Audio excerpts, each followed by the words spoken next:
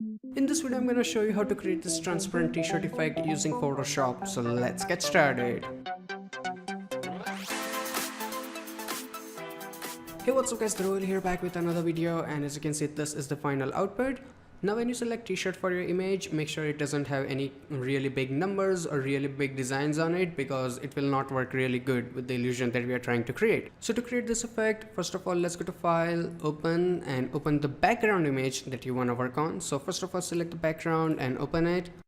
And before we work on, let's crop the background to give it cinematic ratio, and for that select your crop tool, and here make sure you have ratio, or you can directly use 16:9 if you have newer version, and in the old make sure you select ratio and numbers are 1920 by 1080. So once this is done, hit enter key to confirm it, and then go and click on this arrow. So the background is cropped. Now double click and unlock the background. Now let's go and add the model, and for that go to File, and this time go and click on Place Linked, and select the photo of your model, go and place it. Now I'm gonna go and make it a little bit big so it fits the background. So hold your Alt and Shift key and drag it from a corner like this. So I think this is big enough, then go and confirm it. Now I need to remove white background, and for that I'm gonna use my magic wand tool. So right click here and select magic wand, and in the tolerance I have 32. So go and do a click. Now we need to do multiple clicks, and for that make sure you have the second option active so you can do that. So go and click again, and wherever you see the white area, go and do a click. Also a little bit here. Okay, so this is good enough. After that, go and click on your layer mask. Now this is exactly opposite of what we need, so make sure your layer mask is active, then go and press Ctrl I. Now let's go and make it a little bit bigger so we don't have any gap here. So for that, again Ctrl T, hold your Alt and Shift key and make it bigger from both corners, then go and confirm it. Now we need to make selection of the t-shirt. So for that, make sure your image layer is active, not the layer mask, and then right click and select your quick selection tool and make it a little bit bigger. Use your bracket key for that, and then go and select the t-shirt. So one click should be enough, and after that go back and activate your layer mask again, and then make sure that color here is black. You can press D for the default colors and press X to flip between them. So make sure black color is here, then press Alt backspace, so it will hide the t-shirt. And after that, make sure your selection is still active, then go back to your model layer and then press Ctrl J. Magic. Okay, it's nothing magic, like it is just simple copy of the t-shirt.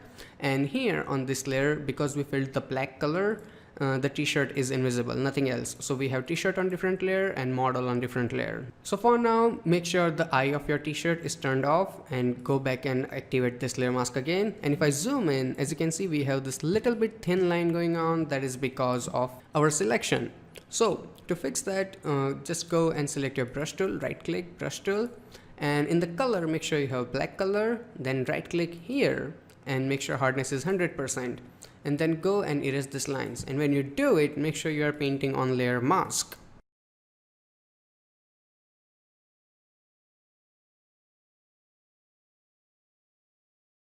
So this is looking good enough. Now go and turn on the eye of your t-shirt layer and activate the layer. Double click here and just name it, t-shirt, so it doesn't get confusing. After that, we need to make this t-shirt black and white so we don't have any color issues, and for that simply just go and press Ctrl Shift U, or you can do it manually. You can go to Image, Adjustment, and select Desaturate, whatever version you like. So make sure the t-shirt is black and white, and after that in the blend mode, go and change it to overlay. And the transparent effect is ready, but as you can see, it's not very visible. I mean, it doesn't look effective. So for that, go and create a new adjustment layer from here and select levels. And in the levels, before you do anything, turn on your clipping mask. So now whatever changes we do, it will stay on the t-shirt. So I'm gonna go and make it slightly darker. I'm focusing mainly on top portion. I'm gonna remove it from here. So I'm gonna go and make it slightly darker and punch it a little bit from highlights. So now if I turn it on and off, the top portion is a little bit more visible. And after that, make sure you have your layer mask active here, and in the color you have black, but this time right click and make sure hardness is 0%, and simply make your brush a little bit bigger and erase it from here, because I don't want it darker on bottom because it's dark enough because of road. So looking pretty good. And another problem you can run into if you have really solid white background is this little tiny bit edges that don't look that great. And there is really easy way to fix that. So to fix that, hold your control key and command if you are using Apple. So hold your control key and click on the thumbnail of this t-shirt. And after that, go to select, modify and contract here, this one, and contract it by 2 pixels. You might have to change the number if you have different image. So for this, I'm gonna keep it to hit OK. And now we need to inverse the selection because we want to delete the pixels from the outside. So to inverse the selection, go to your select and inverse it. And then make sure your t-shirt layer is active here. And after that, simply press delete key. And to remove the selection, go to select and deselect. So now if I zoom in, as you can see, we don't have that white edge anymore and it looks a bit neat. And now for the final step, we need to apply a displacement map. And for that, again, make sure you have your t-shirt layer active. Then go and click on this little icon here. And here you have option of duplicate layer. So click on that. And when this box comes up in the document, make sure you create a new document and hit OK. So now we have t-shirt in completely new document. And before we do anything else, we need to blur it a little bit. So for that, go to filter, blur, and select, where is it? Gaussian blur.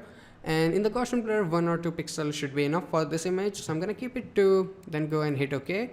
And now we need to save this file. So I'm gonna go to File, Save, and in the name it anywhere. So let's name it.